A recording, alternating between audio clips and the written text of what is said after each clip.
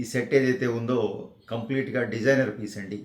మామూలుగా ఇదే మీరు సింగిల్ కట్ డైమండ్ లేదా అన్కట్ డైమండ్లో చేస్తే స్టోన్స్కే మీకు ఇందులో వాడిన ఎమరల్డ్స్కి కానివ్వండి, ఇక్కడ అన్కట్ డైమండ్ వాడితే దాదాపుగా ఒక 15 నుంచి 20 లక్షల వరకు మీకు ఆ డైమండ్ ప్రైసే వస్తుంది.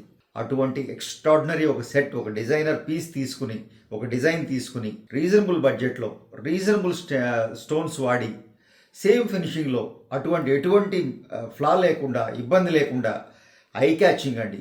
దీనికి కారణం ఇందులో వాడిన స్టోన్స్తో పాటుగా ఫినిషింగ్ అండి. Design, of course design, beautiful design, extraordinary choker design ఉంది. దాంతో పాటుగా దీంతో చెప్పాలంటే ఒక చక్కటి డిజైనర్ పీస్ అండి, బ్రైడల్ సెట్. ఈ ఒక్క సెట్ మీరు ఒక మంచి కాస్ట్యూమ్ మీద ఒక బ్రైడ్ లేదా ఓ చక్కటి వెడ్డింగ్ సెట్ అనండి, లేదా రిసెప్షన్ సెట్ అనివ్వండి, పార్టీ సెట్ అనివ్వండి, మీరు ఎలా చెప్పినా పర్లేదు. ఎక్స్ట్రాడినరీ పీస్ అండి, అన్నిటికీ మ్యాచ్ అయ్యేలాగా, అన్ని అకేషన్స్కి మ్యాచ్ అయ్యేలాగా ఈ సెట్ డిజైన్ చేసాం. ఎక్స్ట్రాడినరీ పీస్ అండి. ఏం చెప్పమంటారు ఈ సెట్ గురించి? ముఖ్యంగా చెప్పాలంటే బడ్జెట్ అండి.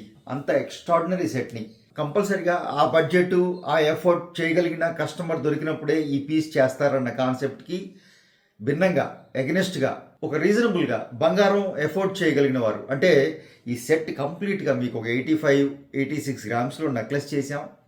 అలాగే ఒక 15 గ్రాముల్లో మ్యాచింగ్ హ్యాంగింగ్స్ చేసామండి. మొత్తం కలిపి ఒక 100 గ్రాముల సెట్ అనుకోండి. 100 గ్రాములు బంగారం ఎఫోర్డ్ చేయగలిగితే మిగిలిన వాడిన స్టోన్స్ కానివ్వండి పూర్తిగా మొజనైట్ వాడారండి.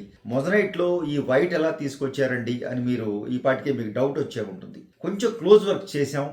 అంటే ఈవెన్ అన్కట్ డైమండ్కి వెళ్ళినా సరే మీరు ఈ వైట్ ఫినిష్ కావాలి, సింగిల్ కట్ డైమండ్ ఫినిష్ కావాలి అన్నప్పుడు కంపల్సరిగా మనం బ్యాక్ సైడ్ క్లోజ్ చేయాలి.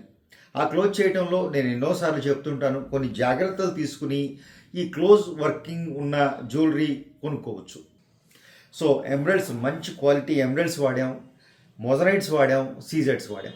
సీజెడ్స్ ఉన్న దగ్గర బ్యాక్ సైడ్ క్లోజ్ చేయక్కర్లేదు, ఎందుకంటే వాటికి న్యాచురల్ షైనింగ్ ఉంటుంది. సో సీజెడ్ ఉన్న దగ్గర బ్యాక్ సైడ్ క్లోజ్ చేయలేదు. సీజెడ్ అంటే ఏం లేదండి, ఎమరల్డ్ చుట్టూ ఉన్న చిన్న స్టోన్స్ అన్ని సీజెడ్స్. మిగిలిన పాన్ షేప్ పెద్ద స్టోన్స్ ఉన్నాయి చూసారా, అవన్నీ కూడాను మొజనైట్స్ అండి. ఆ మొజనైట్ మీకు తెలుసు ట్రాన్స్పరెంట్గా వస్తుంది. సో దానికి ఆ సీజెడ్ ఫినిషింగ్ ఇవ్వాలి. సీజెడ్ ఎలా అయితే అంత షైనింగ్ తీసుకురావడం కోసం ఆ బ్యాక్ సైడ్ కేవలం మొజనైట్స్ ఉన్న దగ్గర మాత్రమే, మిగిలిన ఎమరల్డ్ పీసెస్ అన్నీ ఓపెన్ అండి, బ్యాక్ సైడ్ ఓపెన్ సెట్టింగే ఉంది. ఆ కొద్దిపాటి సెట్టింగ్ చేయడంతో ఎక్స్ట్రాడినరీ ఫినిషింగ్ వచ్చిందండి.